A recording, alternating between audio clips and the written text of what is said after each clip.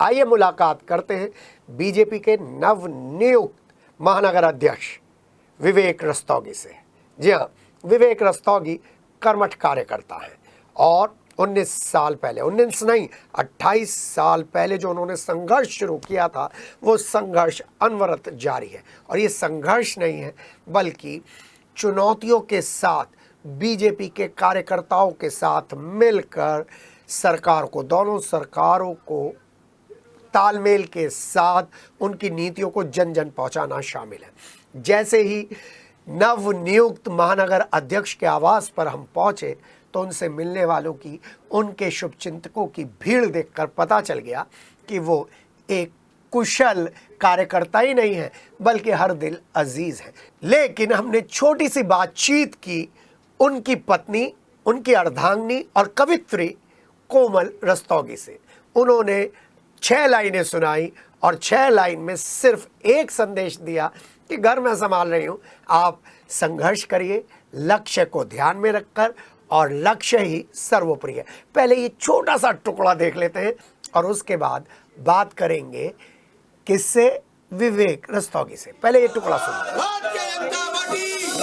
हर कार्यकर्ता के पीछे जहां उसकी मेहनत होती है तो कहीं ना कहीं घर पर भी इतना सहयोग मिलता है, इतना बड़ा त्याग होता है कि वो समाज सेवा कर सके, पार्टी की सेवा कर सके।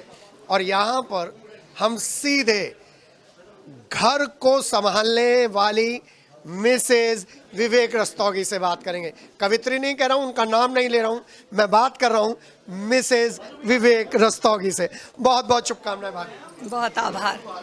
देख रहा हूँ मेहनत बढ़ गई। ये सौभाग्य है। सौभाग्य है, संस्कृति के हिसाब से भी सौभाग्य जी। जब खबर मिली क्या स्थिति थी घर की? घर की देखिए, कितनी देर बाद यकीन हुआ? यकीन तो वहाँ से किसी ने फ़ोन ऑन किया हुआ था और जिस समय वो घोषणा हुई तो स्पीकर पे हमारा पूरा परिवार सुन रहा था, तो यकीन होना ही था। अब आप 2 पंक्तियां सुनाइए, फिर हम विवेक भाई से बात करेंगे। देखिए 6 पंक्ति सुनाऊंगी जी। क्योंकि कभी 2 में तो बाज नहीं आ सकते। 2 पंक्ति ये हैं कि लक्ष्य साध, क्योंकि अब दायित्व मानूंगी मैं, इसे पद नहीं मानूंगी, है ना? तो दायित्व में है कि लक्ष्य साध और चलता चल, कीर्तिमान नव गढ़ता चल, चीर अंधेरे का सीना, तू सूरज बन और चढ़ता चल। जी हाँ, तू सूरज बन और चलता चल, ये कवित्री के भाव नहीं है, ये घर की सोर्स ऑफ इंस्पिरेशन के भाव हैं, ये प्रेरणा स्रोत है। और तभी तो जब भी मैं विवेक भाई को फोन करता हूं तो मुझे लक्ष्य फिल्म का गाना टोन के रूप में सुनाई पड़ता है। और वो जो लक्ष्य निर्धारित किया है कार्यकर्ताओं के साथ, बीजेपी के साथ मिलकर सेवा करने का, वो सन 90 से शुरू हुआ और अनवरत आज तक जारी है। आइए बात करते हैं विवेक रस्तोगी महानगर अध्यक्ष मेरठ से और जानते हैं कितनी बड़ी जिम्मेदारी मिली है आरएसएस के 100वें वर्ष में। तो अब विवेक रस्तोगी महानगर अध्यक्ष से बात करते हैं, क्योंकि आरएसएस का 100वां साल है और आरएसएस के 100वें साल में महानगर अध्यक्ष बनना अपने आप में ही बड़े गौरव की बात है। हाँ, वो अलग बात है विवेक रस्तोगी जैसे आरएसएस के कर्मठ कार्यकर्ता और ऐसे कार्यकर्ता जो हमेशा हर चुनौती को लक्ष्य में निर्धारित कर कर प्राप्त करते हैं, उनके लिए पद मायने नहीं रखता। लेकिन जब आरएसएस के स्थापना वर्ष के 100 साल मनाए जा रहे हैं तो महानगर अध्यक्ष के पद पर एक बड़ी चुनौती है। इन्हीं चुनौतियों को लेकर हमने उनसे जब बातों का सिलसिला शुरू किया तो कुछ तो वो यादों में खो गए, कुछ उन बातों में खो गए जो बातें उन्हें उनके बड़े समझाया करते थे, आरएसएस के नेता समझाया करते थे और उनके सहयोगी बताते थे। साथ ही साथ उन्होंने बताया कि किस तरीके से उन पर एक बड़ा अभियोग लगाने की एक कोशिश की थी और वो झूठा साबित हुआ जब उनको 11 दिन के लिए जेल में डालने की कोशिश हुई थी। जी हाँ, मुलायम सिंह यादव सरकार में। ये सारी बातें उन्होंने हंसते हंसते भावुक होते हुए हमारे साथ शेयर की। आइए ये बातें सुनते हैं जो हमें बताती हैं कि आप सिर्फ लक्ष्य निर्धारित कर लीजिए और लक्ष्य निर्धारित करने के बाद धीरे धीरे बढ़ते रहिए। मंजिल अपने आप आपको अपनी तरफ खींच लेगी। विवेक रस्तोगी को महानगर अध्यक्ष पद ने अपनी तरफ खुद ही खींच लिया। देखिए ये दिलचस्प बातचीत। बीजेपी कार्यकर्ताओं की पार्टी, बीजेपी कार्यकर्ताओं का ध्यान रखने वाली पार्टी और बीजेपी के कार्यकर्ता बहुत ही अनुशासित और काम करने वाले, समाज के लिए काम करने वाले, राष्ट्र के काम करने वाले।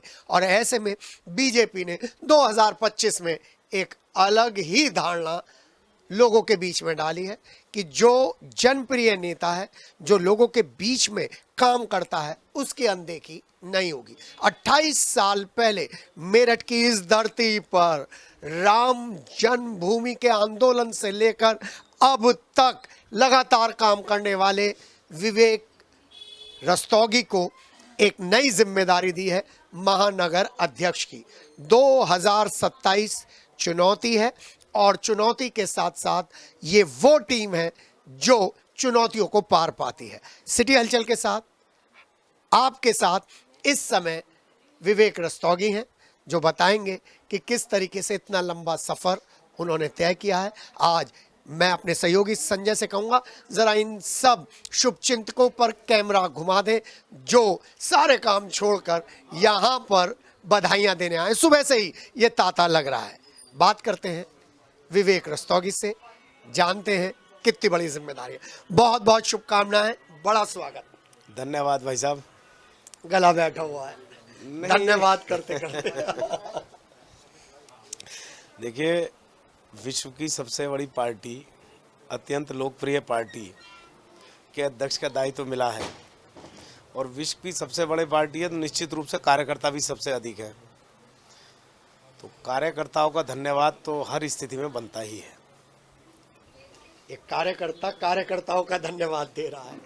कभी भी आपने अपने आप को कार्यकर्ता से बड़ा नहीं समझा विवेक भाई? निश्चित रूप से कार्यकर्ता एक स्थायी पद है और मैं यदि कुछ और बन जाऊं तो वो दायित्व है। अब ये इतना लंबा समय इस परिवार में हो गया मुझे कि अब मैं क्या कहूं। मैं समझता हूं कि कार्यकर्ता स्थायी होता है तो कार्यकर्ता का भाव हमेशा मन में रहना चाहिए। मुझे तो वो दौर याद आ गया, राम जन्मभूमि वाला। 19 साल का विवेक लगातार झंडा लेकर चल रहा था और फिर जेल जाना पड़ा। तब भी हिम्मत नहीं आ रही, अब भी हिम्मत नहीं आ रही। देखिए, युवाओं में तो हिम्मत अधिक होती है, लेकिन हिम्मत ना हारने के पीछे बहुत बड़ा कारण है हमारा राष्ट्रीय स्वयंसेवक संघ और ये भारतीय जनता पार्टी। जब मेरे को झूठे मुकदमे में मुलायम सिंह यादव जी को बम से उड़ाने के आरोप में बंद किया, तब मेरे पिताजी को बस एक टेलीग्राम तो करना पड़ा कि पुलिस अरेस्ट करके ले गई कंकरखेड़ा से और प्रतापपुर से दिखाया था। उसके अतिरिक्त सारा काम सब कार्यकर्ताओं ने, भारतीय जनता पार्टी के सभी नेताओं ने जब किया तो मुझे ये एहसास हुआ कि ये तो मात्र पार्टी नहीं है, ये एक परिवार है। तो फिर उससे हिम्मत और बढ़ती चली गई और उसका सफ़र अब तक निरंतर चल रहा है और आगे भी कार्यकर्ता के रूप में काम करता रहूँगा। हमें तो वो दौर भी आ गया जब आपको पहली जिम्मेदारी दी गई थी। पहली जिम्मेदारी के बारे में बताइए, कैसा अनुभव था वो? अब तो ये अलग जिम्मेदारी है। देखिए, सन 1997 के अंत में राजेंद्र अग्रवाल जी जो 3 बार अपने माननीय सांसद रहे, उनके साथ मंत्री के रूप में मुझे जिम्मेदारी मिली जी।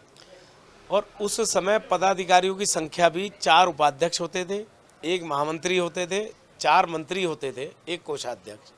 तो आप समझ लीजिए एक सीमित टीम में 12 लोगों में मेरे को स्थान मिलना, मतलब मैं बहुत अचंभित था। फिर उसके बाद मैं मंडल अध्यक्ष भी रहा, अनेक वर्षों से उपाध्यक्ष भी हूँ। तो सचमुच मुझे बड़ा आश्चर्य हुआ कि मैंने कहा मैं आखिर इतनी बड़ी टीम में आ कैसे गया, और इस चीज़ को समझने में भी मुझे 6 महीने लगे कि मैं किस टीम में काम कर रहा हूँ। तो पार्टी कब क्या कर दे इसको कुछ नहीं कहा जा सकता, लेकिन आज मुझे ये लगता है कि जिस प्रकार यदि गौमुख में से जल आना बंद हो जाएगा तो गंगा जी का अस्तित्व संकट में आ जाएगा। इसी प्रकार यदि युवाओं कार्यकर्ताओं को पार्टी यदि कोई दायित्व देती है, यानी वो अपने आने वाले समय के कार्यकर्ताओं का, नेताओं का निर्माण करती है। मुझे लगता है इसी कारण मुझे इतनी कम आयु में राजेंद्र जी जैसे समझदार संगठन के सूझबूझ वाले व्यक्ति के साथ मंत्री के रूप में काम करने का सौभाग्य मिला। एक बड़ी बात है जो अब तक किसी ने नहीं पकड़ी है, केवल आप ही पकड़ सकते हैं या हम पकड़ रहे हैं, वो है 1925 से लेकर 2025 का कालखंड, बड़ा कालखंड, आरएसएस के 100 साल और उसमें विवेक रस्तोगी को मेरठ की कमान। देखिए, राष्ट्रीय स्वयंसेवक संघ हमारी मातृ संगठन है और हम भाजपा के कार्यकर्ता तो वहीं, ऐसे अनेक दलों में भी कार्यकर्ता हैं जो स्वयंसेवक के रूप में अपना जीवन यापन करते हैं। सन 1925 में राष्ट्रीय स्वयंसेवक संघ की स्थापना हुई और हम सौभाग्यशाली समझता हूँ मैं कि अब इस वर्ष जब उसके 100 वर्ष पूरा होगा उसको हम देख पाएंगे, देख रहे हैं। और ऐसे उसमें एक महत्वपूर्ण दायित्व का मिलना अपने आप में यकीन नहीं होता कि हम यह सब देख पा रहे हैं, देख पाएंगे। जी हाँ, 100 साल कम नहीं होते। 100 साल का वो दौर जब लोग आरएसएस को लेकर अलग अलग तरीके की बातें करते थे, लेकिन अब आरएसएस के 100वें वर्ष में एक आरएसएस के कार्यकर्ता से सवाल पूछ रहा हूँ, किस तरीके से संस्कृति को आगे बढ़ाने के आपके नेतृत्व में प्रयास होंगे? देखिए, आप चूंकि स्वयंसेवक के रूप में आपने मुझसे प्रश्न किया है, तब यदि मैं बात करूं संघ की, संघ क्या है इसको समझना है तो संघ में आइए। दूसरा, संघ निरंतर चलने वाली एक प्रक्रिया है। किसी भी चीज़ को बहुत ज़्यादा तेज़ी से नहीं करते हैं। समाज के बीच में, समाज के व्यक्तियों के लिए समाज के द्वारा काम कराना संघ का मुख्य उद्देश्य, कार्यकर्ता निर्माण करना उनका उद्देश्य है। और यदि मैं संघ की बात करूं, आप ये देखेंगे कि जैसे अब 5 प्रकार के कार्यक्रम आए हैं संघ के। क्या कार्यक्रम है? लगेगा भाई शताब्दी वर्ष है, पता नहीं कितने बड़े कार्यक्रम होंगे, क्या होगा। संघ क्या कह रहा है कि अधिकारों का तो हमें जानकारी है, हमारे कर्तव्य क्या है जानकारी नहीं है। जैसे 2 पहिया वाहन हो तो हेलमेट लगाना, कार में बैठे तो सीट बेल्ट लगाना, यदि चौराहे पर रेड लाइट है और बिल्कुल रात भी है तो उसका पालन करना, जलवायु संरक्षण में हम कितना पौधारोपण कर सकते हैं उसको करना, सामाजिक समरसता यानी सभी को साथ लेकर के चलना संघ में। और वो भाजपा में भी लगभग आदत है, यही नहीं पता लगता कि इसकी बिरादरी क्या है। केवल मैं विवेक जी, दूसरा कोई विवेक वाजपेयी जी का आपने नाम लिया तो वो विवेक जी, बहुत लंबा समय लग जाता है कि किस वर्ग से हैं, किस उससे हैं। तो सामाजिक समरसता का काम, इस प्रकार के छोटे छोटे काम, लेकिन जिनका क्या कहना चाहिए, परिणाम बहुत बड़ा होता है। हाँ, तो इस तरीके से समाज के लिए समाज का काम करते हैं। पानी व्यर्थ बहता है, हम शेविंग करते हैं या हम सबमर्सिबल से धोते हैं, तो उसमें हम प्रयास करते हैं कि हमारा कोई कार्यकर्ता जाके बात करे। यही सभी आनुषंगिक संगठन सब लोग करते हैं। और जो समाज के जागरूक लोग हैं, हो सकता है कि वो संघ में कभी गए भी ना हो, वो भी इन चीज़ों को अप्रिशिएट करते हैं। और मेरे ख्याल से बहुत सारी ऐसी संस्थाएं हैं जल बचाने का, पर्यावरण का काम कर रही हैं। जी हाँ, ये 100 साल का इतिहास यूं ही इतिहास स्वर्णिम नहीं बन जाता है। ये जो मूलभूत कर्तव्य बताएं, उन सब पर हमको ध्यान देना होगा, ध्यान देना चाहिए। अब आज कल की बात करें तो जो मेरठ महानगर के कार्यकर्ता हैं, जो बीजेपी के कार्यकर्ता हैं, उन्हें लगातार थानों में पहुंचकर अपनी बात के लिए बैठना पड़ता है, राम भजन गाना पड़ता है। आपके सामने सबसे बड़ी चुनौती यह है, क्योंकि प्रदेश में भी सरकार है, केंद्र की भी सरकार है और नेतृत्व महानगर का आपके पास है। देखिए, ऐसी कोई 1-2 घटना यदि हो गई हो तो मैं नहीं कहता, लेकिन इस प्रकार की घटनाएं कम होती हैं। उसको इस तरह ना कह करके इस तरीके से लिया जा सकता है कि मान लिया हमारे महानगर अध्यक्ष जी कहीं गए, ऋतुराज जी कहीं गए थे या कोई और कहीं गया था, तो वो कार्यकर्ताओं का विषय लेकर के एक सामंजस्य के साथ उसका हल निकले, उसको करते हैं। और हम सरकार में भी हैं तो प्रशासन से समन्वय बनाने का काम हम सब लोगों का और हमारे जनप्रतिनिधि जितने हैं वो सब कार्यकर्ताओं के लिए और जनता के लिए निरंतर कार्य करते हैं। आप देखते होंगे किसी भी दल के जनप्रतिनिधियों के द्वारा जनता दरबार नहीं लगाया जाता। हमारे जनप्रतिनिधि जब भी होते हैं, वाजपेयी जी को कह लें, अरुण जी को कह लें, कमल दत्त जी हो गए, अमित अग्रवाल जी हो गए, सोमेंद्र जी हो गए, इवन राजेंद्र जी हमारे पूर्व सांसद हो गए, हरिकांत जी भी अपने कार्यालय में निश्चित समय बैठते हैं। तो सब लोग प्रयास करके कार्यकर्ताओं को और जनता का काम करते हैं। संगठन को मजबूत करने के लिए क्या क्या आप काम करेंगे? देखिए, भारतीय जनता पार्टी विश्व की सबसे बड़ी पार्टी है। इसका संगठन पहले से ही मजबूत है और यदि कोई भवन या कोई रास्ता या कोई भी स्थान हो तो उसमें समय समय पर उसमें काम करने की आवश्यकता होती है। तो जितना आवश्यक होगा, पार्टी के कहीं अभियान आएंगे तो उसको हम निश्चित रूप से पूरा करेंगे। विवेक रस्तोगी को लग रहा था कि उसका नाम सबसे आगे चल रहा है, अगर नहीं हुआ तो क्या होगा? कभी दिल में धक धक हो रही थी? देखिए, मैं वो कार्यकर्ता हूँ, ये अनेक बार चर्चा में नाम आया और मेरे कई और भी साथी रहे होंगे जिनका नाम मेरे से भी आगे रहा होगा, चलने में भी और वास्तविकता में भी। तो मैं जब भी कोई अध्यक्ष बनते हैं, चाहे उसमें पहले हमारे माननीय मुकेश जी बने हों, परमात्मा जी बने हों, करुणेश नंदन गर्ग जी बने हों, KL आनंद जी बने हों, चरण सिंह लिसाड़ी जी बने हों, महेश सिंगल जी बने हों, सब लोग, या सुरेश जी, ऋतुराज, हाँ ऋतुराज जी तो अभी थे। तो इनके समय पर, बनने के समय पर पार्टी में यदि काम करते हैं तो पार्टी में ही तो मांगेंगे अध्यक्ष। जब कोई तय हो जाता है तब सब उसके साथ खड़े होते हैं। और मैं बताऊं, आज मैंने प्रारंभ किया है। कल वहाँ अध्यक्ष, कई सारे अध्यक्ष भी थे, तो मैं आज ऋतुराज जी के आवास पर, परमात्मा शरण जी के आवास पर, मतलब एक मैंने रूट लिया। आज इस रूट पर जो हमारे शशि मित्तल जी पूर्व विधायिका हैं, सत्यप्रकाश अग्रवाल जी हैं, तो मैं इन सबके यहाँ इनका आशीर्वाद लेकर के आया हूँ।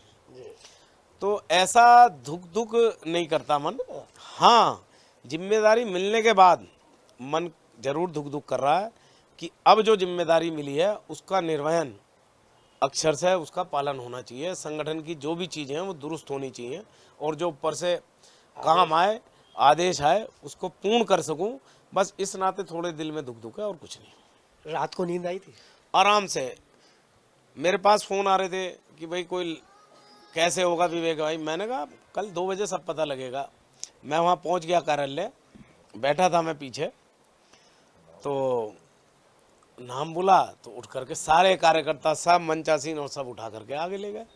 तो ऐसा कोई दुख का वैसे कोई विषय कार्यकर्ताओं में नहीं मैं रहता। कह रहा हूँ, नाम पता चलने के बाद, जिम्मेदारी मिलने के बाद कल रात को नींद आ गई थी आराम से? मुझे तो नहीं लगता। कल थोड़ा सा सोने में देर इसलिए हुई कि बहुत सारे फ़ोन जो मैं नहीं सुन पाया था, फिर मैंने देखा कि अब तो 12 बज गए हैं तो अब करना उचित नहीं है, तो वैसे मुझे आराम से नींद आई।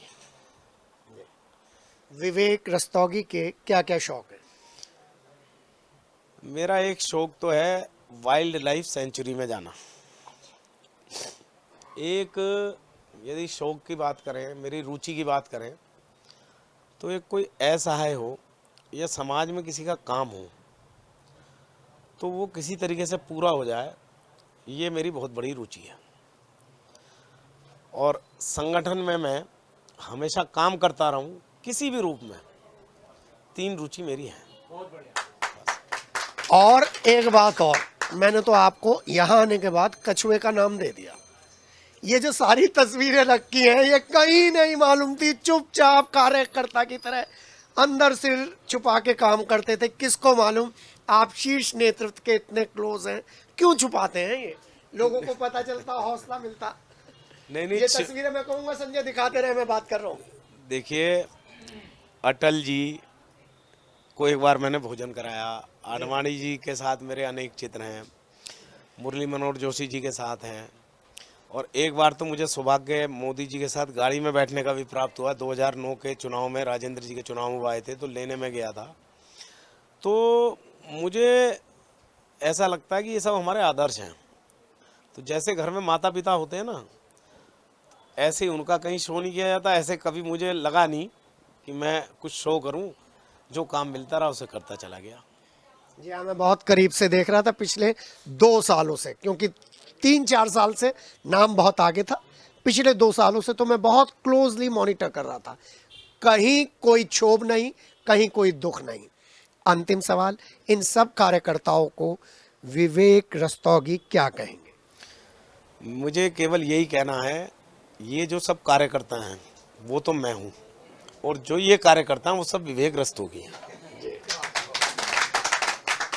चलिए, इस बार बीजेपी के संगठन को लेकर सिटी हलचल और अलग तरीके से कवरेज दिखाएगा, क्योंकि यहाँ आकर मुझे खुद ही विवेक रस्तोगी को महानगर अध्यक्ष कहने का मन ही नहीं कर रहा। कार्यकर्ताओं के रूप में से इनमें से पॉजिटिव वाइब्स आती हैं।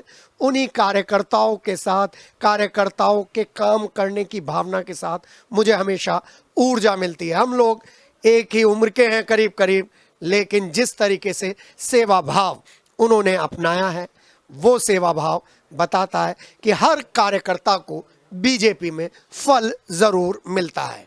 देर हो सकती है, लेकिन अन्याय नहीं हो सकता। अपने सहयोगी संजय सीनियर और संजय जूनियर के साथ के विवेक रस्तोगी, महानगर अध्यक्ष मेरठ के साथ। सर धन्यवाद। धन्यवाद, आपका बहुत बहुत धन्यवाद।